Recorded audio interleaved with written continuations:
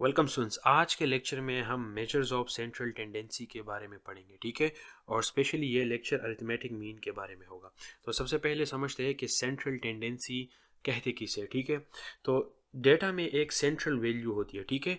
Value of the variable around which majority of the observations tend to concentrate, यानी data में एक value ऐसी होती है जिसके इर्द गिर्द बाकी सारा डेटा कंसंट्रेट करता है, लाई करता है या पड़ा रहता है, ठीक है।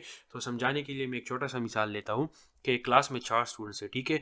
एक स्टूडेंट ने मार्क्स लिए हैं आउट ऑफ 10 5 मार्क्स, दूसरे स्टूडेंट ने लिए हैं 4 मार्क्स, और लेट से कि बाकी दो स्टूडेंट्स में से एक ने 9 मार्क्स लिए हैं और एक ने 10 मार्क्स लिए, ठीक है। तो अब अगर मैं आप लोगों से पूछूं कि ये डेटा किस पॉइंट के अराउंड जो है वो लाई करता है, ठीक है।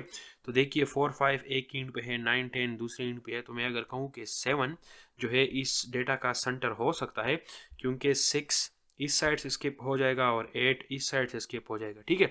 तो ये 7 क्या हो गया, फिर यहाँ पे एक सेंट्रल वैल्यू हो गई। क्यों? क्योंकि इस 7 इस नंबर के इर्द गिर्द मेरा बाकी सारा डेटा जो है, यानी 4 5 और 9 10 जो सारा डेटा है वो लाई करता है या वो कंसंट्रेटेड है, ठीक है। तो इस वैल्यू को हम बोलते हैं सेंट्रल वैल्यू। और फिर जितने भी टेक्निक्स है इस सेंट्रल वैल्यू को निकालने के, उनको हम बोलते हैं मेजर्स ऑफ सेंट्रल टेंडेंसी, ठीक है। तो उसमें क्या क्या आता है?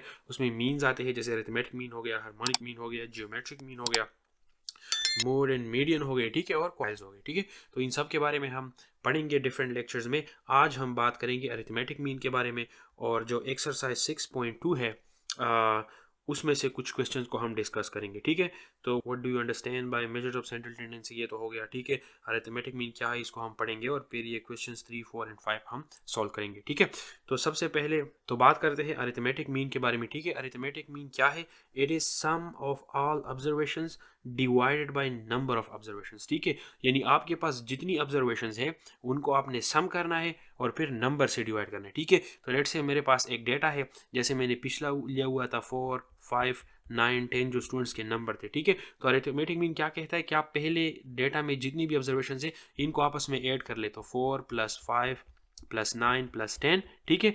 और उसको फिर क्या करें, नंबर ऑफ ऑब्जर्वेशन से डिवाइड करें 4 से, तो जो नंबर आएगा विच इज आई गेस 7, ये फिर क्या कहलाएगा आपका? ये फिर आपका कहलाएगा अरिथमेटिक मीन, ठीक है। और इस अरिथमेटिक मीन को हम एवरेज भी बोलते हैं, ठीक है। बहुत सुना होगा एवरेज को आप लोगों ने, ठीक है। क्रिकेट में सुना होगा, ऐसी बहुत सी और डेली लाइफ में आप लोगों ने अरिथमेटिक मीन या एवरेज को सुना होगा, ठीक है। तो अभी हम देखते हैं कि ग्रुप डेटा के लिए और अनग्रुप डेटा के लिए हम अरिथमेटिक मीन कैसे कैलकुलेट करेंगे, ठीक है। तो अनग्रुप डेटा का अरिथमेटिक मीन निकालने के लिए हमारे पास दो मेथड्स हैं। पहला है डायरेक्ट मेथड, और हम इसको बाय डेफिनेशन ही बोलते हैं, ठीक है। यानी हम क्या कर सकते हैं कि ये जो डिफिनीशन हमने इधर लिखा है इसको यूज करके sum of all observations divide by number of observations हम क्या कर सकते हैं, मीन निकाल सकते हैं, और इसको हम बोलते हैं डायरेक्ट मेथड। दूसरा मेथड है इनडायरेक्ट मेथड, इसको हम शॉर्टकट मेथड या कोडिंग मेथड भी बोलते हैं, ठीक है। तो इसके थ्रू हम अरिथमेटिक मीन को निकाल सकते हैं।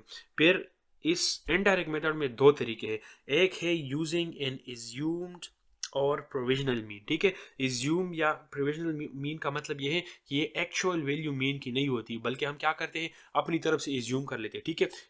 लेट से मैं इस तरह समझाता हूँ कि इस डेटा में मेरे पास मीन का पता नहीं था कि क्या मीन होगा, ठीक है। तो मैंने इज्यूम कर लिया कि 6 जो है इस डेटा का क्या है, मीन है, ठीक है। अब 6 इस डेटा का एक्चुअल मीन नहीं है, हमने अपनी तरफ से इज्यूम कर लिया, इसलिए इसको इज्यूम मीन या प्रोविजनल मीन कहते हैं, ठीक है। तो एक मेथड में हम क्या करेंगे कि अपनी तरफ से मीन को इज्यूम करेंगे और कैलकुलेशन करेंगे, ठीक है। दूसरा मेथड क्या है कि वो है using a provisional mean and changing the scale of the variable. इसी में हम क्या करेंगे, अपनी तरफ से एक मीन इज्यूम करेंगे और एडिशनल एक स्टेप और करेंगे कि हम क्या करेंगे, डेटा का स्केल चेंज करेंगे, ठीक है। कैसे चेंज करेंगे या क्या होता है, तो हम इसको एग्जांपल्स के थ्रू समझते हैं, ठीक है। तो जो मेथड 1 है इनडायरेक्ट में, उसका इक्वेशन ये है, ठीक है, उसका इक्वेशन ये है। अब इस इक्वेशन में ये एक्स बार जो है ये हमारा मीन है, ठीक है। मीन को या अरिथमेटिक मीन को हम एक्स बार से रिप्रेजेंट करते हैं। यहाँ पे जो ए है, ठीक है, ये ए, ये क्या है, ये हमारा इज्यूम्ड मीन है, ठीक है। यानी जो हम अपनी तरफ से इज्यूम करेंगे। और यहाँ पे मैं आप लोगों को ये समझा देता हूँ कि डी आई है, ये क्या है, ठीक है। तो डी आई का जो इक्वेशन है वो है एक्स आई माइनस ए। यानी एक्स आई क्या है, एक्स आई मेरे डेटा में एक ऑब्जर्वेशन है, ठीक है। जैसे मैंने एग्जांपल लिया था 4 5 9 10 का, ठीक है। तो उसमें ये एक्स आई क्या है, आई जो है ये रन करता है 1 से लेके n तक, ठीक है। तो लेट से मेरे पास डेटा है, उसमें x1 एक नंबर है, x2 दूसरा नंबर है, ठीक है। जैसे 5 हो गया, 9 को मैं x3 बोल देता हूँ, यानी इन जनरल में वेरिएबल से रिप्रेजेंट करता हूँ, और मेरे पास बहुत सारे नंबर्स है, तो लास्ट वाला हो जाएगा xn, ठीक है। तो इसी तरह से मेरे पास डी आई में आई क्या रिप्रेजेंट करता है, ये नंबर्स रिप्रेजेंट करते हैं, यानी 1 2 3। अब अगर मैं यहाँ पे लिख दूँ कि x3, तो x3 का मतलब क्या होगा, तीसरा नंबर, ये तीसरा, मेरे डेटा में तीसरा नंबर क्या है, 9, ठीक है। तो ये इस तरह से वेरिएबल्स को हम रिप्रेजेंट करते हैं, ठीक है। तो यहाँ पे अगर मैं ये डी आई की जगह d1 लिख दूँ, तो इसका मतलब क्या होगा कि ये x1 माइनस ए होगा, यानी हम अपने डेटा में पहले ऑब्जर्वेशन से इज्यूम मीन माइनस कर देंगे, ठीक है। तो यहाँ पे पहला ऑब्जर्वेशन क्या है, 4 है, हमने इज्यूम मीन क्या लिया था, 6 लिया था, तो 4 माइनस 6 विच इज -2, ठीक है। यहाँ पे अगर मैं d2 लिख दूँ तो वो हो जाएगा x2 माइनस ए, ठीक है। सेकंड ऑब्जर्वेशन मेरे डेटा में क्या है, 5, इज्यूम इन क्या है 6, तो ये -1 हो जाएगा, ठीक है। तो इस तरह से डी आई का मतलब क्या है कि हमने अपने ऑब्जर्वेशन से इज्यूम मीन को माइनस करना है, और इस डी आई को बोलते हैं डिविएशन। क्या बोलते हैं, डिविएशन। अब डिविएशन का मतलब ये है कि आपने जो मीन एज्यूम कर लिया उससे आपका ऑब्जर्वेशन कितना ऑफ है, कितना दूर है, ठीक है। तो यहाँ पे हम क्या कर रहे हैं, बेसिकली जो ऑब्जर्वेशन है उसमें से मीन माइनस कर रहे हैं, -2 रिजल्ट आ रहा है। इसका मतलब क्या है कि मेरा जो इज्यूम मीन है वो एक्चुअल ऑब्जर्वेशन से 2 यूनिट्स दूर है, ठीक है। तो इसको बोलते हैं डिविएशन, कि कितना उससे दूर है, ठीक है। अब ये जो साइन है समेशन, ये बेसिकली इसका मतलब है सम करना, ठीक है। तो समेशन डी आई, इसका मतलब है कि आपने d1, ठीक है, प्लस d2 प्लस d3, जितने भी आपके डीज बन गए, जितने भी आपके डेटा में ऑब्जर्वेशन है, उन सबको आपस में आपने ऐड करना है, फिर इनसे डिवाइड करना है, ठीक है। तो सबसे पहले हम क्या करते हैं कि लेट से इस एग्जांपल को डायरेक्ट मेथड से सॉल्व करते हैं, और फिर इनडायरेक्ट मेथड में जो पहला मेथड है उससे सॉल्व करते हैं, ठीक है। तो सबसे पहले आप देखिए, अगर मैं डायरेक्ट मेथड यूज करूँ तो ऑब्जर्वेशंस क्या क्या है, सबको हमने ऐड कर देना है, ठीक है। 12 हो गया, प्लस 14 हो गया, प्लस 17, प्लस 20, प्लस 24, 29, 35, प्लस 45, ठीक है। और अगर आप लोग काउंट कर ली तो ये टोटल कितने ऑब्जर्वेशंस बनते हैं, ये 8 ऑब्जर्वेशन बनते हैं, ठीक है। तो अगर इन सबको मैं आपस में सम कर लूँ तो जो रिजल्ट आएगा वो होगा 196। 196 को अगर मैं 8 से डिवाइड करता हूँ तो मेरे पास 24.5 आता है, ठीक है। और ये क्या होगा, ये मेरा मीन होगा इस डेटा का, या अरिथमेटिक मीन होगा, या एवरेज होगा यूजिंग डायरेक्ट मेथड, ठीक है।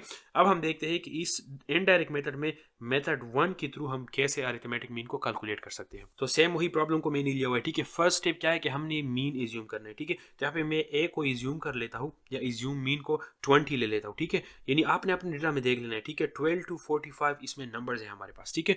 तो कोई भी वैल्यू आप लोग जो है इसमें इज्यूम कर सकते हो, आप चाहे तो 12 को इज्यूम कर ले, आप चाहे तो 45 को इज्यूम कर ले, ठीक है। लेकिन कॉमन सेंस से हमें पता चलता है कि मीन जो होगा वो कहीं पे यहाँ पे लाई करेगा बीच में, ठीक है। वो स्टार्ट के नंबर्स या एंड के नंबर्स तो हो नहीं सकते ना, तो आप लोग क्या करें, कोई भी बीच की वैल्यू उठा ले, ठीक है। आप यहाँ पे 25 भी ले सकते थे, आप यहाँ पे, मैंने क्या क्या हुआ है कि 20 ले लिया है, ठीक है। तो पहला स्टेप हम क्या करेंगे कि अपने ऑब्जर्वेशंस को यहाँ पे लिख लेंगे, एक कॉलम में तो 12, 14 and then 17 up to the end 45, ठीक है। सेकंड स्टेप में हमने क्या करना है कि हमने ये डी आई की वैल्यू निकाल देनी है। मैंने आप लोगों को बताया है कि ये है एक्स आई, यानी ऑब्जर्वेशन से हमने मीन को निकालना है, इज्यूम मीन को निकाल देना है, ठीक है। तो एक्स आई x1 होगा, पहला मेरा क्या है 12 है, पहला ऑब्जर्वेशन, उसमें से मैं सब्ट्रैक्ट कर लूंगा मीन को 20, तो रिजल्ट क्या आएगा, वो आएगा -8, ठीक है। फिर 14 है, 14 में से 20 माइनस करूंगा तो ये बन जाएगा -6, देन 17 में से 20 -3। सिमिलरली यहाँ पे जो ऑब्जर्वेशन बनेगा 24 के बाद वो 29 होगा, तो 29 में से अगर मैं 20 माइनस करूँ तो ये आएगा 9, और बाद में क्या कर दूंगा, इन सबको ऐड कर दूंगा, ठीक है। तो -8, -6, -3, 0, 4, 9, 15, 25, इन सबको अगर आप ऐड करते हैं तो आपके पास नंबर आता है 36, ठीक है। तो यहाँ पे हम अपने फार्मूले में आ जाते हैं, तो अब हम मीन कैलकुलेट कर सकते हैं। X bar is equals to assume mean which is 20 plus इन सब को अगर हम सम करते हैं, ठीक है, तो क्या बनता है हमारे पास 36 बनता है। उस 36 को डिवाइड कर देंगे नंबर ऑफ ऑब्जर्वेशन से, n रिप्रेजेंट करता है नंबर ऑफ ऑब्जर्वेशंस को, तो 8 से डिवाइड कर देंगे, ठीक है। तो ये बन जाएगा 20 प्लस 36 को अगर आप 8 से डिवाइड करते तो ये 4.5 बन जाता है, और मीन आ जाएगा 24.5, ठीक है। तो यानी आप अगर डायरेक्ट मेथड से कैलकुलेट करते हैं या इनडायरेक्ट मेथड से कैलकुलेट करते हैं तो आपका आंसर सेम आएगा, ख्वा आप कोई भी वैल्यू इज्यूम मीन की मान लो, ठीक है। इस फार्मूले का मैं आप लोगों को थोड़ा सा फील दूंगा बाद में कि किस तरह से ये वर्क करता है, ठीक है। लेकिन उससे पहले हम आते हैं जो इनडायरेक्ट मेथड में दूसरा मेथड था, ठीक है, जो कि था यूजिंग अ प्रोविजनल मीन, यानी हम इज्यूम मीन यूज करेंगे लेकिन उसके साथ साथ डेटा को स्केल चेंज करेंगे, ठीक है। तो उसी का इक्वेशन भी इज्यूम मीन से स्टार्ट होता है, ठीक है। इज्यूम मीन प्लस यहाँ पे जो टर्म यूज हुआ है वो यू आई है, ठीक है। अब यू सब आई का क्या मतलब है, इट इज़ एक्स आई जो ऑब्जर्वेशन है उसमें से एज्यूम मीन को माइनस कर देना है, जैसे मेथड 1 में था, ठीक है। एडिशनल स्टेप जो हमने करना है वो क्या है कि हमने इसको स्केलिंग फैक्टर से डिवाइड करना है, ठीक है, एच से। अब ग्रुप डेटा के केस में इस एच को हम बोलते हैं क्लास साइज या क्लास इंटरवल साइज, ठीक है। इसको पिछले लेक्चर में मैंने समझाया था कि क्लास साइज क्या होता है, ठीक है। और यहाँ पे जो एच है फिर रिपीट हो रहा है वही क्लास साइज। यहाँ पे बुक में जो है एक जो गलती है वो ये है कि इस एच को वो लोग क्लास साइज कह रहे हैं in case of ungroup data ही, ठीक है। अनग्रुप डेटा में कोई क्लासेस होती नहीं है, ठीक है, तो वहाँ पे कोई क्लास साइज नहीं होता है। तो वहाँ पे फिर हम इस चीज़ को क्या बोलेंगे, इसको हम बोलेंगे स्केलिंग फैक्टर, ठीक है। अनग्रुप डेटा के केस में हम इसको क्या बोलेंगे, हम बोलेंगे स्केलिंग फैक्टर। सेम इक्वेशन थोड़ी सी मॉडिफिकेशन के साथ ग्रुप डेटा में यूज होगा, जिसको मैं अभी थोड़ी देर बाद में करूंगा। वहां पे फिर इस एच का मतलब क्या होगा, क्लास साइज होगा, ठीक है। वहां पे वो क्लास साइज को रिप्रेजेंट करेगा। अनग्रुप डेटा के केस में it is just a scaling factor. अब ये स्केलिंग फैक्टर हमने डिसाइड करना है कैसे है, ठीक है, क्या लेना है। तो आप कोई भी वैल्यू इस स्केलिंग फैक्टर की ले सकते हैं, ठीक है। मजीद मैं आप लोगों को एग्जांपल्स में समझाऊंगा। तो यहाँ पे जो दूसरा कॉलम मैंने बनाया है ये उसी प्रॉब्लम का जो इनडायरेक्ट मेथड का मेथड 2 है उससे हम कर रहे हैं, ठीक है। अगर हम सिर्फ मेथड 1 से करते तो हमारे पास सिर्फ ये 2 टेबलें बनती थी, ठीक है। तो अब हम क्या करेंगे, ये हम मेथड 2 कर रहे हैं इनडायरेक्ट मेथड का, जो कि एक्चुअली मेथड 3 बनता है। तो हम क्या करेंगे, इसमें भी ये यू आई कैलकुलेट करेंगे, ठीक है। यहाँ पे एक्स आई मेरी ऑब्जर्वेशन क्या है, वो है 12, उसे सब्ट्रैक्ट करूंगा इज्यूम मीन, ठीक है। इज्यूम मीन क्या है, वो मैंने लिया हुआ है 20 और इसको डिवाइड करूंगा एच से। एच क्या है, मेरा क्लास इंटरवल है, ठीक है। लेकिन ये चूंकि अनग्रुप डेटा है तो इस केस में ये मेरा स्केलिंग फैक्टर हो जाएगा। और इस स्केलिंग फैक्टर को क्या मैं ले सकता हूँ, ठीक है। तो इस स्केलिंग फैक्टर की आप कोई भी वैल्यू ले सकते हैं, ठीक है। बेहतर है कि आप ऐसी वैल्यू ले लें कि उससे आपका डिसिमल ना बन जाए, ठीक है। तो लेट से अगर ये जो एक्स आई माइनस ए की वैल्यू आ रही होती 10, 20, ठीक है, 5 इस तरह, तो फिर हम क्या कर सकते थे कि स्केलिंग फैक्टर को 5 ले सकते थे, उससे डिवीजन में आसानी होती, ठीक है। लेकिन यहाँ पे अगर एक्स आई माइनस ए में करता हूँ तो उससे -8, 6, 4, 9 इस तरह की वैल्यूज आती है, ठीक है। तो इस केस में वैसे भी कोई एक नंबर नहीं है जिससे मैं सबको डिवाइड करूँ और एक मुझे मैं फ्रैक्शन से यानी ये जो डिसिमल है इससे बच जाऊँ, ठीक है। तो मैं अब यहाँ पे कोई भी नंबर ले सकता हूँ, ठीक है। 5 ले सकता हूँ, 10 ले सकता हूँ, 15 ले सकता हूँ, 20 ले सकता हूँ, ठीक है। तो यहाँ पे मैंने एच को क्या इज्यूम किया हुआ है, एच को मैंने 5 इज्यूम किया हुआ है, ठीक है। तो मैं इसको 5 से डिवाइड कर दूंगा। मैटर नहीं करता आप जो भी स्केलिंग फैक्टर ले ले, ठीक है, आपका रिजल्ट या आंसर सेम आएगा। तो ये हो जाएगा 12 - 20 - 8 डिवाइड बाई 5, ठीक है। तो 8 को अगर हम 5 से डिवाइड करते हैं तो ये बनता है -1.6, ठीक है। यहाँ पे एक्स आई माइनस ए को मैंने ऑलरेडी कैलकुलेट किया हुआ है तो मैं यही ले लेता हूँ -6 डिवाइड बाई 5, ठीक है। तो 6 को अगर मैं 5 से डिवाइड कर लेता हूँ तो ये बनता है -1.2, ठीक है। Similarly in x i minus a को मैं एच से स्केलिंग फैक्टर से डिवाइड कर दूंगा और लास्ट में सबको यानी -1.6, 1.2, -0.6, ये नीचे 0, 0.8, यहाँ पे भी ये कैलकुलेट करना पड़ेगा विच इज़ 9 और 5। तो अगर हम 9 को 5 से डिवाइड करते हैं ये बन जाता है 1.8, देन 3, 5 सबको ऐड करते हैं तो ये आपके पास रिजल्ट बनता है 7.2, ठीक है। अब हम अपनी इक्वेशन की तरफ आते हैं, मेथड नंबर 2, ठीक है। तो एक्स बार जो कि हमारा अरिथमेटिक मीन है वो हो जाएगा assume mean which is 20 plus ये सारे यू आईज को हमने आपस में सम किया हुआ है और सम बन रहा है 7.2, नंबर ऑफ ऑब्जर्वेशन से डिवाइड करेंगे विच इज़ 8 और इसको मल्टीप्लाई कर देंगे स्केलिंग फैक्टर 5 से, ठीक है। तो यहाँ पे जो मीन बनता है वो 24.5 बनता है। यानी तीनों मेथड्स डायरेक्ट और इनडायरेक्ट को यूज़ करके हमारे पास सेम मीन आ रहा है। अब अनग्रुप डेटा को हमने कवर कर लिया, ठीक है। लेकिन हम क्या करते हैं कि इस इक्वेशन को थोड़ा समझ लेते हैं कि ये इक्वेशन किस तरह से काम करता है, ठीक है। तो यहाँ पे जो ए है ये इज्यूम मीन है जैसे मैंने समझाया, ठीक है। और जो बाकी ये चीज़ है ये क्या है, ये डिविएशन हम इसमें ऐड कर रहे हैं जैसा जैसा कि मैंने आप लोगों को समझाया, ठीक है। तो बेसिकली हम क्या कर रहे हैं कि हम इस इज्यूम मीन में जो एरर है वो हम ऐड कर रहे हैं, ठीक है।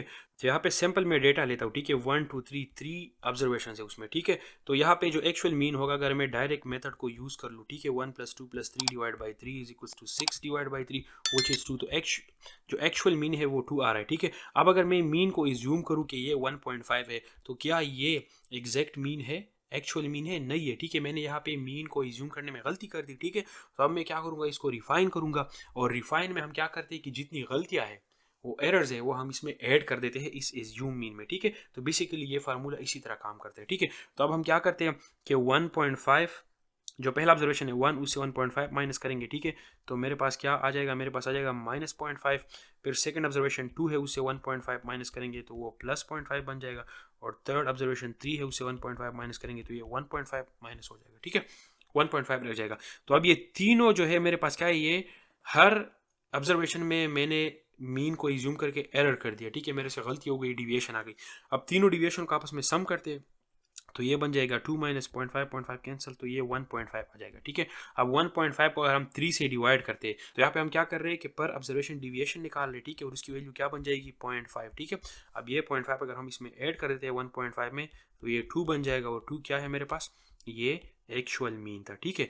यानी ये फार्मूला या ये फार्मूला ये बेसिकली इस तरह से काम करते हैं कि हम जो इज्यूम मीन है उसमें एरर या डिविएशन बाद में ऐड कर देते हैं, ठीक है। अब ये जो पार्ट है ये प्लस भी हो सकता है, माइनस भी हो सकता है, डिपेंड करता है कि आपने मीन इज्यूम कैसे किया, ठीक है। इस डेटा में जो ओरिजिनल मीन था वो 2 था, मैंने 1.5 माइनस किया ना, तो 2 तक पहुंचने के लिए मुझे वो नंबर इसमें ऐड करना पड़ेगा। अगर मैंने 2.5 इज्यूम किया होता मीन, एक्चुअल 2 है, तो 2 पे जाने के लिए मुझे 0.5 इसे सब्ट्रैक्ट करना होता, ठीक है। तो ये जो समेशन वाले साइंस है इसके अंदर यू आई या डी आई अगर हम सम करते हैं तो ये प्लस भी हो सकता है, माइनस भी हो सकता है, डिपेंड करता है कि आपने इज्यूम मीन कैसा लिया हुआ है, ठीक है। अब यहाँ पे सवाल आप लोगों के ज़हन में ये भी आ सकता है कि हम इतने आराम से डायरेक्ट मेथड से मीन को कैलकुलेट कर सकते हैं तो इनडायरेक्ट मेथड यूज़ क्यों करते हैं, ठीक है। तो देखिए कैलकुलेटर्स जब इतने साइंटिफिक नहीं थे और हमारे पास प्रोग्राम्स नहीं थे कंप्यूटर के मीन्स को कैलकुलेट करने के, तो उस ज़माने में ये क्या किया जाता था, इनडायरेक्ट मेथड्स को यूज़ किया जाता था, ठीक है। तो आप लोग अभी अपने जहन में ये वैसे ही एक सिनारियो लेके आए कि आपके पास 1000 ऑब्जर्वेशन है, ठीक है, इन 8 की बजाय आपके पास 1000 ऑब्जर्वेशन है, तो उनको आप एक एक को कैलकुलेटर में ऐड करेंगे, फिर उसको नंबर ऑब्जर्वेशन से डिवाइड करेंगे, ठीक है। तो ये एक बहुत मसला हो जाएगा, ठीक है, यानी बहुत ज़्यादा नंबर्स है, कैलकुलेटर की शायद इतनी कैपेसिटी ना हो, ठीक है, या हो सकता है कि आपसे कोई एरर हो जाए इसमें, ठीक है। तो उसके लिए फिर हम क्या करते थे, ये इनडायरेक्ट मेथड यूज़ करते थे, ठीक है। तो इनके केस में हमारे पास एक साफ सुथरा टेबल बन जाता है और हम आराम से कैलकुलेट कर सकते हैं, ठीक है। उस केस में फिर ये स्केलिंग क्यों करते हैं, ठीक है, ये हम स्केलिंग क्यों करते हैं, इसी का भी रीज़न यही है कि हम एरर ना करें, ठीक है। तो मैं आपको आसान सी मिसाल ये देता हूँ इसको समझाने के लिए कि लेट से आपके पास ऑब्जर्वेशन है, एक 1000 है, दूसरा 1100 है और तीसरा ऑब्जर्वेशन आपके पास 1200 है। मैंने यहाँ पे 3 लिए, आप इज्यूम करें कि आपके पास हज़ारों ऐसे ऑब्जर्वेशन है और आपने एक ऑब्जर्वेशन को मिस कर लिया 1000 को, ठीक है, उसको सम नहीं किया, तो देखिए आपका जो मीन है वो बहुत ज़्यादा डिविएट करेगा, ठीक है। 1000 आपने एक बहुत बड़े नंबर को मिस किया, ठीक है। फिर जब हम ये यहाँ पे स्केलिंग करते हैं, लेट से उसको 5 से डिवाइड कर देते हैं, ठीक है।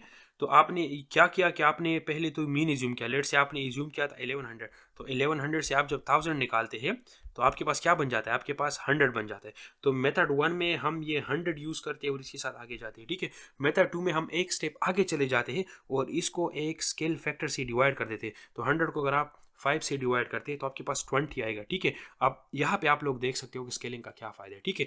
यानी आप जब हंड्रेड्स को आपस में ऐड कर रहे थे, 100, 110, 120, ठीक है, अब आपने जब स्केल किया आप 20, 21, 19 को आपस में ऐड कर रहे हैं, ठीक है, तो आपके पास नंबर्स छोटे हो गए, अब एरर की गलती मजीद भी कम हो गई। यानी लेट से अगर आपने गलती कर भी दी तो वो नंबर 20 होगा, ठीक है, उससे आपके एवरेज पे ज़्यादा असर नहीं पड़ेगा, ठीक है। तो इस तरह स्केलिंग का ये फ़ायदा है कि बहुत बड़े नंबर्स को हम क्या कर सकते हैं, छोटे छोटे स्मॉल स्मॉल नंबर्स में कन्वर्ट कर सकते हैं, ठीक है। यहाँ पे अगर स्केलिंग फैक्टर में 100 ले लेता तो ये 101 बन जाता, 1 2 3 4 इस तरह के नंबर्स के साथ फिर काम करना, उनको ऐड करना, सब्ट्रैक्ट करना बहुत आसान हो जाता है, ठीक है। तो मुझे उम्मीद है कि ये इनडायरेक्ट मेथड और direct method for ungroup data को आप लोगों ने समझा होगा कि हम इसके थ्रू अरिथमेटिक मीन को कैसे कैलकुलेट कर सकते हैं, ठीक है। अब हम बात करते हैं ग्रुप डेटा के बारे में। तो सबसे पहले हम समझ लेते हैं कि ग्रुप डेटा होता क्या है, ठीक है। तो ग्रुप डेटा हर डेटा होता है जिसमें फ्रीक्वेंसी डिस्ट्रीब्यूशन इन्वॉल्व होता है, ठीक है। A data in the form of frequency distribution, जहाँ पे भी डेटा के सामने आपको फ्रीक्वेंसी देखे वो क्या होगा, वो ग्रुप डेटा होगा, ठीक है। ज़रूरी नहीं है कि इस तरह की 0 to 9 आप ग्रुप्स देख लें और आप कहें कि ग्रुप डेटा है, ठीक है। फिर मैंने आप लोगों को लेट से 1 दिया है और उसकी फ्रीक्वेंसी 5 दी है और आप कहें कि ये ग्रुप डेटा नहीं है, ठीक है। ये भी इन अ सेंस ग्रुप डेटा है, क्यों, क्योंकि लेट से अगर यहाँ पे मैं क्या कर देता हूँ, वेट्स मान लेता हूँ, ठीक है, इनको। तो यहाँ पे मैं क्या कह रहा हूँ, मैं कह रहा हूँ कि जो स्टूडेंट्स 1 kg के बराबर है, ठीक है, अगर मैं इसको लेट से 100 करूँ, 100 के आगे 5, तो जो स्टूडेंट्स 100 kg है वो 5 है, ठीक है। यहाँ पे मैं क्या कर रहा हूँ, 100 kg का एक ग्रुप बना रहा हूँ जिसमें 5 स्टूडेंट्स आ रहे हैं, ठीक है। वो स्टूडेंट जिनकी वेट 60 kg है उनकी फ्रीक्वेंसी 2 है, तो यहाँ पे जो दूसरा ग्रुप में बना रहा हूँ जिनका वेट 60 kg बना है उसमें 2 स्टूडेंट्स आ रहे हैं, ठीक है। तो इस तरह का इवन ग्रुप्स में नजर नहीं आएगा, ये डेटा भी जिसके सामने फ्रीक्वेंसी होगा वो ग्रुप डेटा होगा, ठीक है। तो सबसे पहले डायरेक्ट मेथड ग्रुप डेटा में क्या है, वही सेम मेथड है, यानी एक्स आई समेशन, लेकिन यहाँ पे फ्रीक्वेंसी की बात आ गई, ठीक है। ऑब्जर्वेशंस को सबसे पहले हम फ्रीक्वेंसी से मल्टीप्लाई करेंगे और divide by number of observation से नहीं बल्कि समेशन ऑफ फ्रीक्वेंसी से उसको डिवाइड करेंगे, ठीक है। तो लेट से मैं एक सिंपल मिसाल देता हूँ यानी वेट्स की, ठीक है, कि 60 kg जो वेट है उसमें 5 स्टूडेंट्स मेरे पास आ रहे हैं, ठीक है। 80 kg की जो कैटेगरी है उसमें 3 स्टूडेंट्स आ रहे हैं, और फिर 100 ले लेता हूँ कि उसमें मेरे पास 2 स्टूडेंट्स हैं, ठीक है। तो ये मेरे पास क्या था, ये ऑब्जर्वेशंस थी x, और ये क्या है, ये मेरा फ्रीक्वेंसी का डेटा है। तो सिंपली मैं क्या कर सकता हूँ, ये फार्मूला मुझे बताता है कि फ्रीक्वेंसी को मैंने ऑब्जर्वेशन के साथ मल्टीप्लाई करना है। तो 60 को अगर मैं 5 से मल्टीप्लाई करूँ, ठीक है, तो ये टेबल हो जाएगा एफ एक्स का, तो ये बन जाता है 300, ठीक है। और अगर 80 को मैं 3 से मल्टीप्लाई करूँ तो ये बन जाता है 240, और अगर 100 को मैं 2 से मल्टीप्लाई करूँ तो ये बन जाता है 200, ठीक है। और समेशन ऑफ फ्रीक्वेंसीज क्योंकि यहाँ पे आ रहा है तो मैं सारी फ्रीक्वेंसीज को सम कर लूँगा, तो 5 + 3 8 + 2 ये 10 हो जाएगा। और अगर एफ एक्स को आपस में सम कर लूँ, ठीक है, तो ये बन जाएगा 500 740। एट द एंड में क्या कर दूंगा कि समेशन एफ एक्स यानी मेरी फ्रीक्वेंसी टाइम्स ऑब्जर्वेशन की जो सम है divide by summation of frequency ये कर दूंगा, ठीक है। तो 740/10, तो ये बन जाएगा 74, यानी इस डेटा का 74 क्या हो गया, ये मेरे पास मीन हो गया, ठीक है। अब इसका मतलब क्या, इसका मतलब देखिए ये है कि जो क्लास है इसमें जो वेट्स है वो 74 के अराउंड कंसंट्रेटेड है, ठीक है। यानी ऑन द एवरेज आप ऐसे कह सकते हैं कि हर बंदी की जो वेट है वो 74 है, या ऐसे भी कह सकते हैं कि ज़्यादातर स्टूडेंट्स का वेट 74 के क्लोज है, ठीक है। इनडायरेक्ट मेथड के भी वही फार्मूले, खाली ये फ्रीक्वेंसीज के टर्म्स इसमें आ गए, ठीक है। तो अब इसी तरह का ग्रुप डेटा हम लेते हैं जैसे यहाँ पे दिखाया गया है, और इस प्रॉब्लम नंबर 5 को हम डायरेक्ट मेथड और इनडायरेक्ट मेथड से सॉल्व करके देखेंगे, ठीक है। तो सबसे पहले डायरेक्ट मेथड से हम इसको देखते हैं।